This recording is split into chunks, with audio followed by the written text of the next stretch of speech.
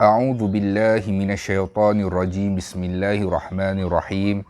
Alhamdulillahi rabbil alamin wassalatu wassalamu ala asyrafil anbiya'i wal mursalin wa ala alihi wa sahbihi ajma'in. Subhanaka la ilma lana illa ma 'allamtana innaka antal alimul hakim. Wala hawla wala quwwata illa billahil aliyyil azim. Yang pertamanya, radina billahi rabba, kami redha Allah Tuhan kami, wabil islami dina, Islam cara hidup kami, wabi Muhammadin nabiyyan wa rasulah, dan kami semua redha Muhammad sallallahu alaihi wasallam adalah seorang nabi dan juga rasul. Allahumma a'inna ala dzikrika wa syukrika wa husni ibadatik. Rabbi yassir wa la tu'assir fa inna taysir alaika yassir. Rabbi tamim bil khair. InsyaAllah hari ini kita akan sambung membaca sirah kitab yang diberi nama Ar-Rahiqum Makhtum karangan Syekh Safiur Rahman Al-Mubarakfuri. Sebuah kitab yang menceritakan tentang kisah kehidupan makhluk yang paling disayangi oleh Allah Subhanahu Wa Taala. Bila sebut makhluk, ianya merangkumi manusia, malaikat, iblis, jin, haiwan. Kelima-lima bangsa ini mewakili semua makhluk, dan kitab ini menceritakan tentang kehidupan makhluk yang paling disayangi oleh Allah Subhanahu Wa Taala, yang mendapat tempat pertama di sisi Allah Subhanahu Wa Taala, iaitu Muhammad bin Abdullah sallallahu alaihi wasallam. Sebuah kitab yang menceritakan kehidupan Nabi dari awal hinggalah akhir kehidupan Nabi Muhammad sallallahu alaihi wasallam. Kenapa kita mempelajari sirah? Kenapa kita mempelajari sirah? Yang pertamanya adalah untuk mewujudkan rasa cinta terhadap Muhammad sallallahu alaihi wasallam. Sebab apa? Sebab Allah yang suruh dalam Al-Quran, ati Allah wa atiur Rasul. Taatlah kepada Allah, taatlah juga kepada Rasul. Kata Nabi Muhammad sallallahu alaihi wasallam, la yu'minu ahadukum, tak sempurna iman seseorang itu selagi mana dia tak meletakkan cinta dia yang pertama kepada Allah, dan cinta dia yang kedua adalah kepada Muhammad sallallahu alaihi wasallam, kepada Rasulnya. Barulah lepas tu kita boleh susun cinta kita. Pertama pada Allah, kepada Rasul, dan kedua kita boleh susun kalau kepada ibu bapa dan sebagainya. Jadi untuk nak mewujudkan rasa cinta terhadap Nabi Muhammad sallallahu alaihi wasallam adalah cara kita mengenali Nabi itu. Nak kenal Nabi itu dengan cara macam mana? Dengan kita mempelajari sirah Nabi Muhammad sallallahu alaihi wasallam.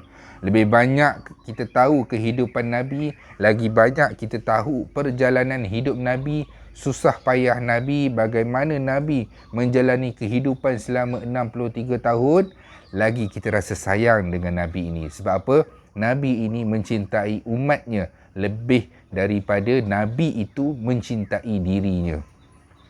Dan kenapa kita mempelajari sirah? Kerana kita ingin mencontohi kehidupan Nabi Muhammad sallallahu alaihi wasallam. Kerana Muhammad itu adalah contoh ikutan yang terbaik. Bila sebut contoh ikutan yang terbaik, tak kisahlah apa pun cara Nabi bercakap, cara Nabi bermuamalah, cara Nabi minum, makan, tidur, berpakaian, berjalan dan sebagainya. Kata Rasulullah sallallahu alaihi wasallam, aku diutuskan untuk menjadi rahmat sekalian alam, untuk menjadi contoh ikutan yang terbaik. Jadi dengan nak mencontohi sunnah Nabi sallallahu alaihi wasallam, nak mencintainya, kenalah dulu kita mengenali Rasul itu supaya wujud rasa cinta. Sebab itulah ada pepatah mengatakan, tak kenal maka tak cinta. InsyaAllah kita akan membaca sirah Nabi Muhammad sallallahu alaihi wasallam terbahagi kepada dua fasa, iaitu fasa Mekah dan fasa Madinah. Mekah, Nabi tinggal di Mekah selama 53 tahun dan 10 tahun yang terakhir Rasulullah sallallahu alaihi wasallam tinggal dan duduk di Madinah. Jadi keseluruhan kehidupan Nabi Muhammad sallallahu alaihi wasallam adalah 63 tahun. 63 tahun sahaja kehidupan Nabi Muhammad sallallahu alaihi wasallam, kemudian Nabi wafat. Ada dua tempat Nabi duduk, iaitu Mekah dan Madinah. Kita dah masuk dah dalam fasa Madinah. Fasa Madinah, dan kita dah membicarakan tentang Perang Uhud. Di awal-awal Perang Uhud. Perang Uhud ni, sebab apa berlaku Perang Uhud? Sebab kerajaan Mekah Quraisy malu besar. Mereka kalah dalam Perang Badar. Sudahlah kalah, tentera mereka ramai, mereka kalah. Mereka kerajaan yang lama, tapi mereka kalah. Kalah dengan siapa? Kalah dengan negara Islam baru Madinah, yang ketika itu tenteranya hanyalah berjumlah 313 sahaja dalam satu riwayat. Bagi tahu sangat sedikit berbandingkan tentera Mekah. Tentera Mekah hampir 1000 orang tentera, tapi Allah memenangkan orang Islam dalam Perang Badar. Jadi Abu Sufyan, panglima mereka ni, tak puas hati. Tak puas hati sebab malu. Seluruh semenanjung tanah Arab dah tahu dah pasal kekalahan orang-orang Mekah Quraisy. Jadi dia dah susun dah perancangan. Dia bersumpah, aku tak akan basahkan diri aku selagi Muhammad dengan orang-orang Islam Madinah tak dihapuskan secara total. Maksudnya dia nak hapuskan dulu, barulah dia rasa senang hati. Dan dia pun bagi tahu dekat orang-orang Quraisy, jangan bersedih supaya apa? Supaya Madinah tak menyangka yang kita ini dalam kesedihan. Dan kita dah tengok dah awal-awal Perang Uhud, Rasulullah sallallahu alaihi wasallam bersama dengan para sahabat, kali ini mereka bermesyuarat sama ada kita nak duduk dekat dalam Madinah ataupun kita nak keluar berperang. Pendapat Rasulullah, kita berkubu di Madinah, dan para sahabat minta Rasulullah sallallahu alaihi wasallam untuk kita keluar berperang luar daripada Madinah. Mana-mana yang tak dapat masuk dalam Perang Badar, mereka minta begitu, dan Rasulullah sallallahu alaihi wasallam meraihkan pendapat mereka. Dan ketika inilah kaum Quraisy, dia kali ini perang tidak hanya melibatkan orang-orang Mekah saja. Orang-orang Quraisy minta bantuan, mana-mana orang-orang di semenanjung tanah Arab yang nak turut sama berperang menentang Nabi, menentang Muhammad dan Madinah, boleh turut serta. Sehingga kan jumlah mereka hampir 3,000 tentera yang dia kumpulkan. 3,000 tentera, dan mereka menuju ke Uhud. Jadi Rasulullah sallallahu alaihi wasallam dengan para sahabat sampai di Uhud. Dan sebelum sampai di Uhud, Rasulullah sallallahu alaihi wasallam berehat seketika di satu tempat yang diberi nama Asy-Syaikhan. Di Syaikhan inilah berlaku satu peristiwa. Peristiwa apa? Peristiwa belotnya Abdullah bin Ubay bin Salul. Abdullah bin Ubay bin Salul ini adalah ketua munafik. Ketua munafik. Sungguh dia pun dia munafik. Para sahabat pernah mencadangkan kepada Rasulullah untuk kita bunuh Abdullah bin Ubay bin Salul. Tapi Rasulullah tidak bunuh. Sebab apa? Nabi kata pada para sahabat, kita nak ke?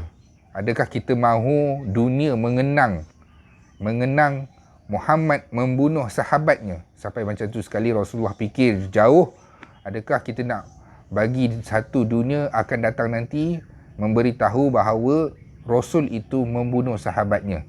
Jadi Abdullah tidak dibunuh. Abdullah turut serta dalam peperangan, dan apabila sampai di tempat Syaikhan ini, Abdullah bin Ubay bin Salul, dia telah memberitahu kepada ataupun telah cuba membuat satu komplot untuk orang-orang Islam tidak menyertai peperangan ini. Sebab apa? Sebab mereka dah nampak dah situasi tentera musuh yang ramai, bunyi derapan kaki tentera-tentera yang bergerak, gerun kalau kita dengar bunyi itu pun, kalau kita menonton cerita-cerita dalam TV peperangan yang lama-lama, kita nampak Bila tentera bergerak tu, bunyi dia dengan pasir dia semua kan, bergegar dia dengan bunyi paluan gendang. Kalau kita di pihak tentera yang sedikit, akan timbul rasa gerun. Jadi bila Abdullah bin Ubay bin Salul ni dihasut, dia hasut orang-orang Islam untuk apa? Untuk meninggalkan peperangan ini. Sebab apa? Dia kata terutamanya dia hasut orang-orang Ansar. Dia kata, buat apa kita nak menyertai peperangan ini? Buat apa kita nak berperang? Buat apa kita nak bunuh diri? Sedangkan kita tak ada masalah pun dengan orang-orang Quraisy. Dia nak bagi tahu dekat sini bahawa Muhammad datang ke Madinah sebab apa? Muhammad dengan Quraisy bertelagah. Kita orang-orang Ansar, orang-orang Aus, orang-orang Khazraj, buat apa kita nak ikut berperang? Biarlah Muhammad saja berperang, orang-orang Muhajirin saja berperang. Sampai di sinilah Abdullah bin Ubay bin Salul berjaya menghasut hampir 300 tentera. 300 daripada 1000 tentera Islam, kurang 300 berpatah balik. Kerana apa? Kerana termakan hasutan Abdullah bin Ubay bin Salul. Abdullah bin Ubay bin Salul kata, buat apa kita nak berperang? Ini bukan peperangan kita. Buat apa kita nak bunuh diri? Jadi mereka balik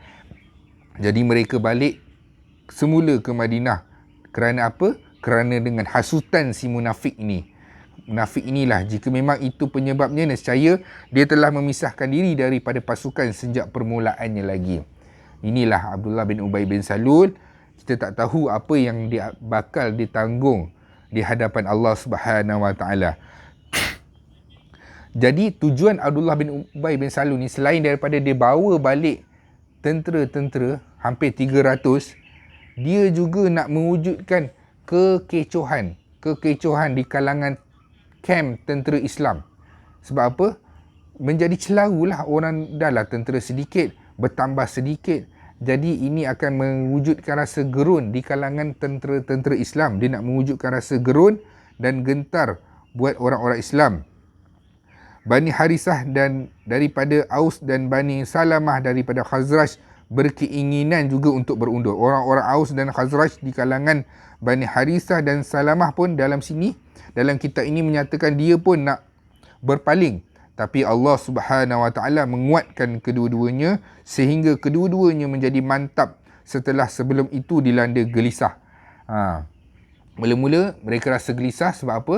Ialah nak berperang dengan tentera yang ramai. Ni antara yakin tak yakin. Ni kalau contoh 30 orang lawan dengan 10 orang. 10 orang. Confirm lah kalah yang 10 itu. Kalau di atas kertasnya. Kalau secara logik akalnya, memang confirm akan kalah. Jadi mereka akan rasa gerun. Lagi-lagi pula Abdullah bin Ubay bin Salul bawa balik tentera. Betapa mereka rasa gerun dan takut. Tapi Allah Subhanahu Wa Taala membantu Rasulullah sallallahu alaihi wasallam dengan menguatkan hati-hati mereka. Abdullah bin Haram dan juga Jabir bin Abdullah pun cuba untuk mengingatkan orang munafik. Sahabat Nabi Abdullah dan juga Jabir bagi tahu dekat orang-orang munafik ni, marilah kita berperang di jalan Allah ataupun paling tidak kita bertahan. Tapi mereka tak dengar dan Abdullah bin Haram kembali semula ke medan perang dan meninggalkan mereka dengan berkata, semoga Allah menjauhkan kamu wahai musuh-musuh Allah sehingga Allah mencukupkan nabinya untuk tidak memerlukan bantuan kamu.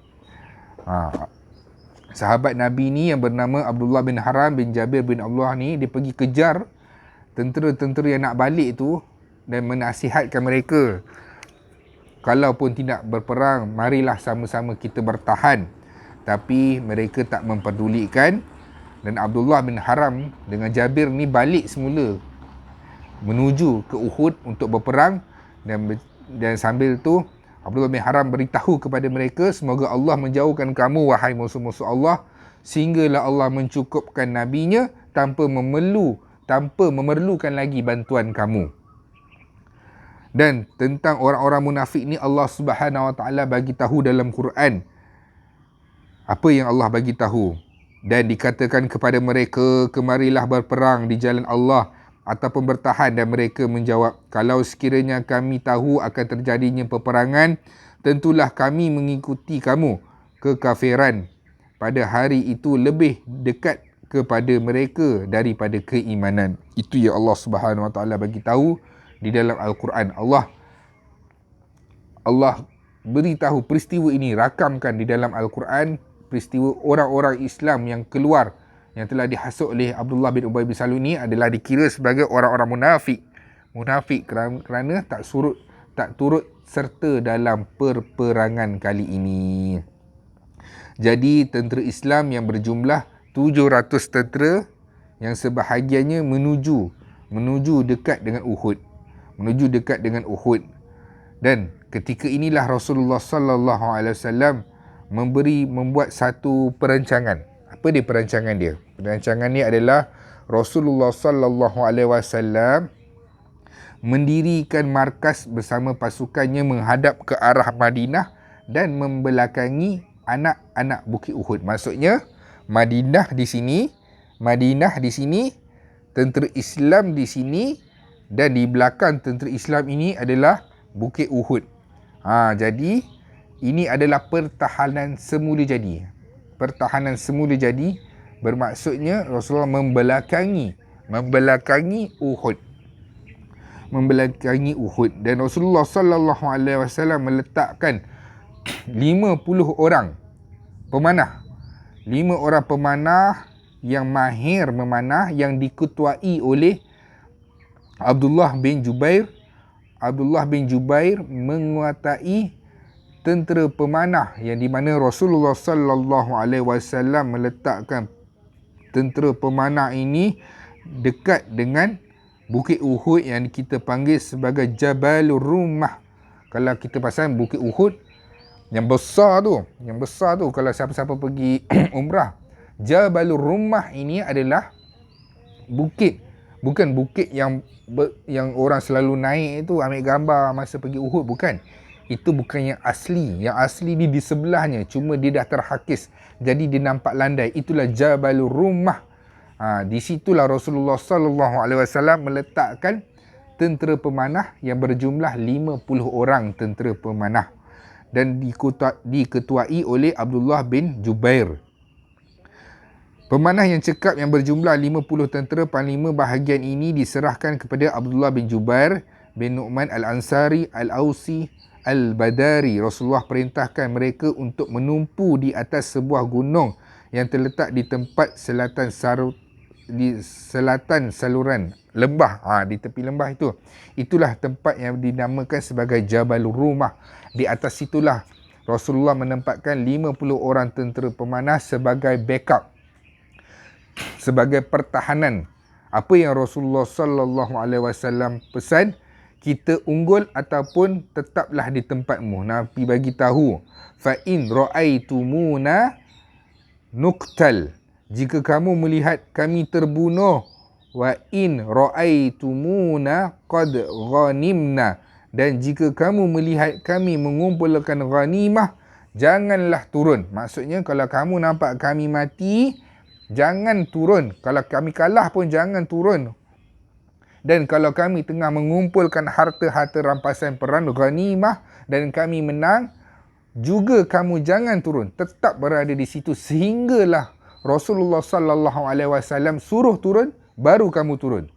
Maksudnya Nabi bagi tahu, apa pun terjadi, kalah ke, menang ke, tetap tunggu di situ sampailah Nabi bagi turun, barulah kamu turun, wahai tentera-tentera pemanah.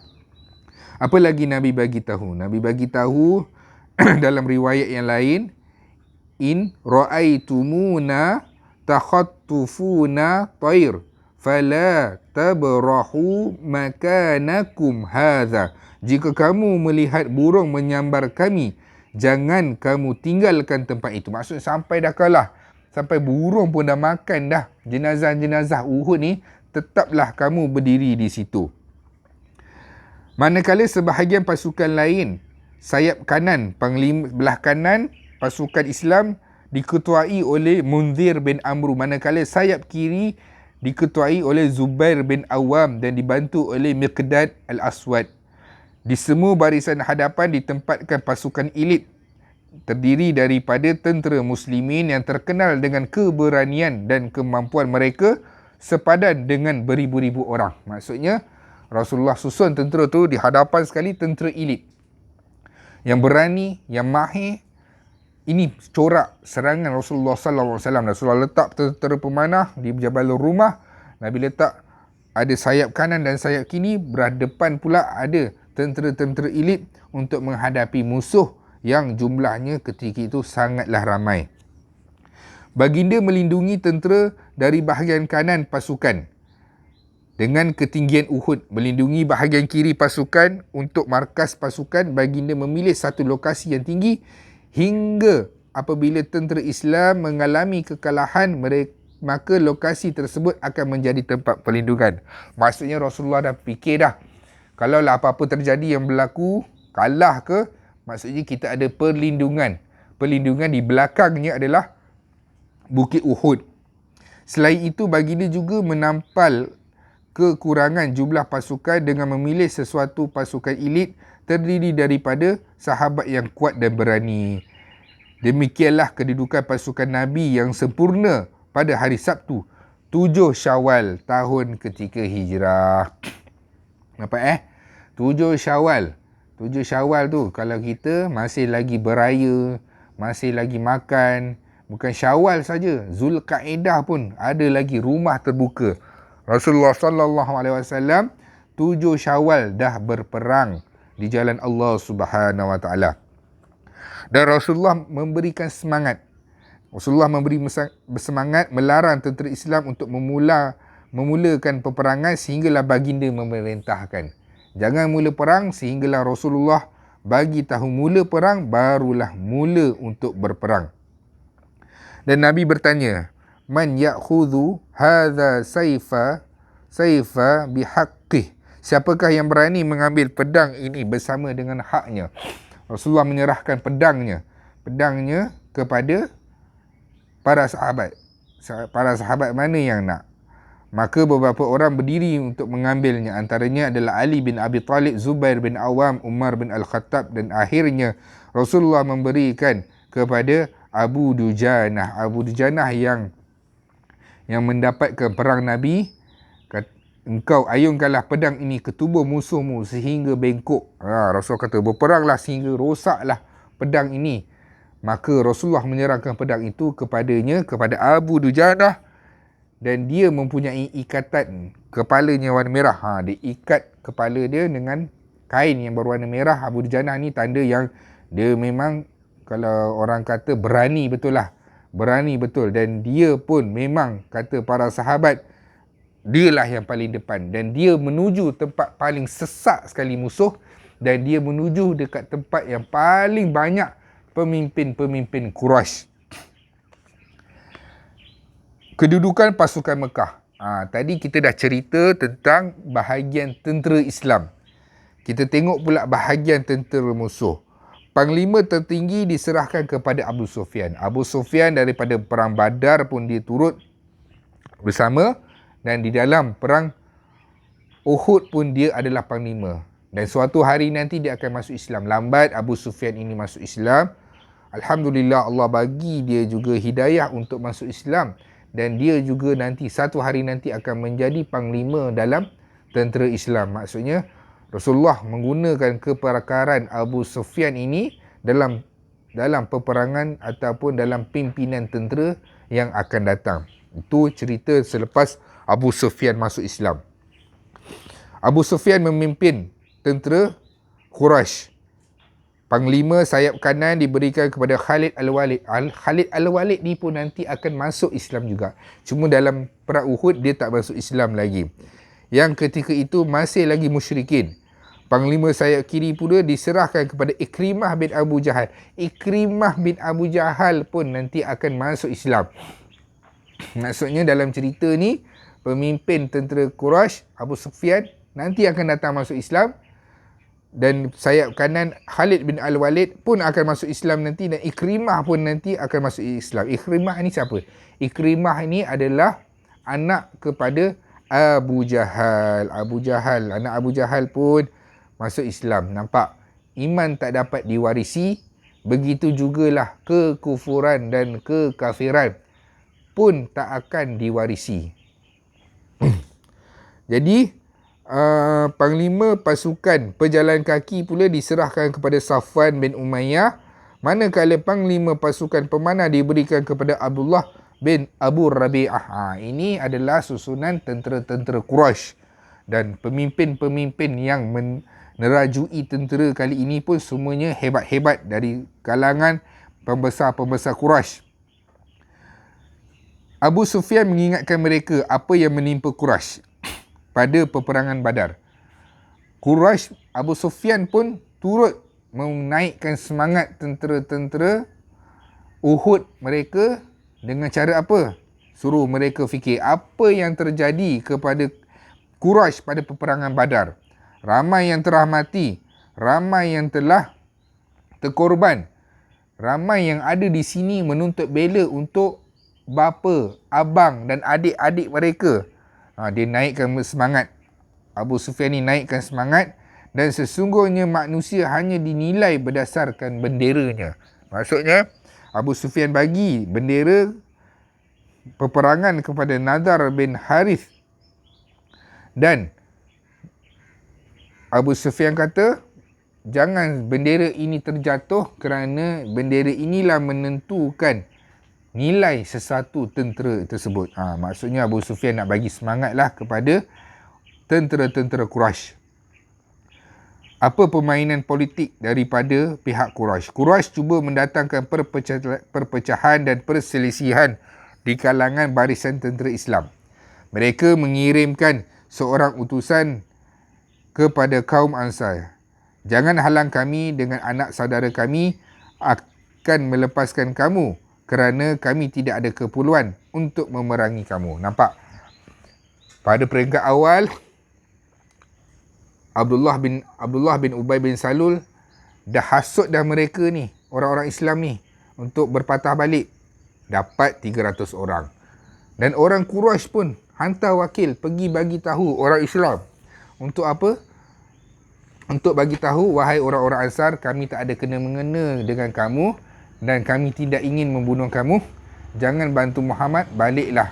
Kami hanya nak memerangi Muhammad dan orang-orang Muhajirin sahaja. Ini adalah permainan politik mereka. Ketika itu, seorang tentera upahan yang gemar berkhianat, siapa yang dihantar adalah Abu Amir. Abu Amir, si fasik, mendatangi tentera Islam. Dia adalah pemimpin kabilah Aus di masa jahiliah. Dia keluar ke Madinah dan mendatangi Quraisy dan mengajak mereka untuk menentang Rasulullah. Dia ni asalnya daripada Madinah. Dialah yang pergi bersama Quraisy untuk menentang Rasulullah. Dia janjikan kepada Quraisy, sesungguhnya apabila kaum dia melihatnya, pasti mereka akan mentaati. Maksudnya dia kata, dia offer kepada Quraisy, biar aku pergi hasut, pasti kaum-kaum aku akan dengar cakap aku. Dia adalah orang pertama yang mendatangi tentera Islam disertai dengan beberapa orang Habsyah dan 2 hamba daripada penduduk Mekah. Dia tanya apa? Dia bagi tahu apa? Wahai orang-orang Aus, aku adalah Abu Amir. Semoga Allah tidak pernah memberkati dan menikmati, memberi nikmat kepada kamu, wahai fasik. Baru dia nak kenalkan diri kepada orang-orang Ansar di kalangan Aus ni. Orang Aus kata, semoga Allah tidak pernah memberi nikmat kepada kamu dan sedikit pun, wahai si fasik. Dia kata, rupa-rupanya kaumku telah ditimpa keburukan setelah kepemergianku. Dia ingat dia boleh hasut Abu Amir ni. Abu Amir ni dia ingat dia boleh hasut dia punya kaum dia. Tapi tidak. Allah tetapkan hati-hati orang Aus untuk turut sama dalam peperangan bersama dengan Nabi Muhammad sallallahu alaihi wasallam. Dalam peperangan ini juga, tentera-tentera Quraisy menaikkan semangat dengan menggunakan wanita. Mereka diketuai oleh siapa? Hindun bin Utbah. Isteri kepada Abu Sufyan. Kalau kita tengok dulu masa awal-awal, Hindun bin Utbah ni nak pergi Uhud, dia sempat lagi bagi cadangan untuk singgah ke Abwa, nak pergi korek kubur ibu Rasulullah, iaitu Aminah.